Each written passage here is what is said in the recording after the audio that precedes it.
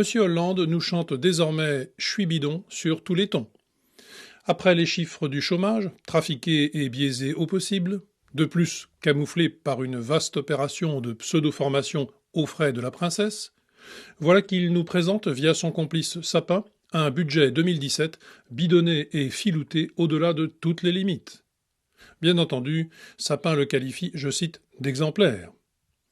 Foin des considérations de la Cour des comptes, pourtant dirigée par un socialiste. Au diable le Haut Conseil des finances publiques, qui s'étouffe devant tant d'audace mensongère. Tout va pour le mieux, et 2017 sera, contre toute évidence, l'apothéose d'un quinquennat volant de succès en succès, malgré une adversité sans pareille. On n'a pas lésiné sur la peinture rose, elle dégouline de toutes les pages de ce document censé encadrer les finances de notre pays pour un an. Pas de problème, les médias se feront le haut-parleur de cette farce, à quelques réserves près, pour faire un peu critique.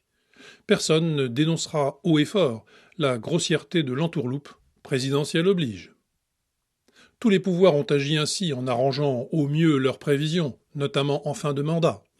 Mais cette fois, on constate à nouveau la véracité de l'aphorisme « Quand la borne est franchie, il n'est plus de limite ». Monsieur Hollande est prêt à tout, disions-nous, pour se présenter envers et contre tout, mais à ce point-là, il y a autre chose.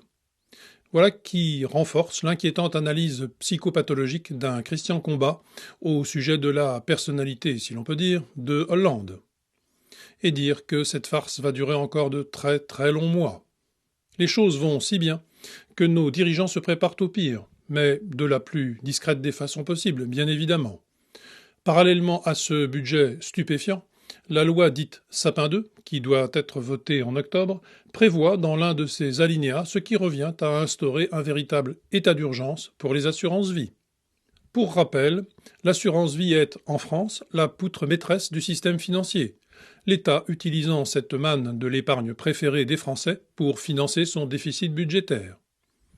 D'un côté, l'État dépense sans compter et creuse notre dette, de l'autre, il draine des impôts et, comme ces impôts ne suffisent pas, il tape dans l'assurance-vie des gens. Sauf qu'avec les taux bas actuels, les sociétés d'assurance sont en danger de mort. Cette situation explique qu'une certaine panique s'empare même des irresponsables. L'État craint une nouvelle crise financière qui démarrerait du côté de ses assurances, comme si le risque bancaire ne suffisait pas à leur cauchemar. Il veut éviter que les épargnants retirent massivement leurs avoirs des contrats d'assurance-vie en cas de hausse des taux pour profiter d'opportunités meilleures. Où l'on voit, au passage, une nouvelle fois, la fragilité de l'ensemble du système. Que les taux remontent ou pas, la catastrophe est en ligne de mire. Pour éviter ce type de panique, la loi Sapin 2 va donc autoriser le Haut Conseil de stabilité financière, présidé par le ministre de l'économie, à, je cite, suspendre, retarder ou limiter pour tout ou partie du portefeuille le paiement des valeurs de rachat. En clair, les retraits des épargnants pourraient être limités autoritairement. Déjà que l'on vous cerne de plus en plus étroitement du côté du liquide et des retraits sonnants et trébuchants, l'épargnant est pieds et poings liés, de tous côtés, le mouton est prêt à être tondu pour solder les comptes de décennies de gabegie autant que de folie financière. Par ailleurs, et pour compléter le tableau, la loi va aussi prévoir de limiter la rémunération des fonds en euros. Pour la majorité des observateurs, cette petite mesure, entre guillemets, cachée dans ce texte de loi, prouve que le système est d'une extrême vulnérabilité. Bis repetita, on vous aura prévenu. Le premier numéro d'une nouvelle émission, dénommée Dossier tabou sur M6, a défrayé hier et encore aujourd'hui la chronique sur les réseaux sociaux. Ce numéro s'efforçait de faire un point sur l'islam en France, c'est-à-dire sur l'islamisation galopante de la France, dans sa version salafiste, dans le meilleur des cas. Bien entendu, cette émission verse finalement dans une tonalité très jupéiste, selon les dires de son responsable. La situation réelle est assez catastrophique si on la regarde bien en face, mais il y a tout de même une solution heureuse que l'on peut envisager. Inventer un islam propre à la France, républicain et bien comme il faut. Cette chimère ridicule, imaginable seulement par des bisounours ignares, par des expatriés du réel, mais qui n'en continue pas moins de bercer d'illusions rassurantes les gogos médiaticomanes comme il y a des héroïnomanes. Il n'y a de pire aveugle que celui qui veut voir mais pas trop, et pire autruche que celui qui ne veut pas penser jusqu'au bout.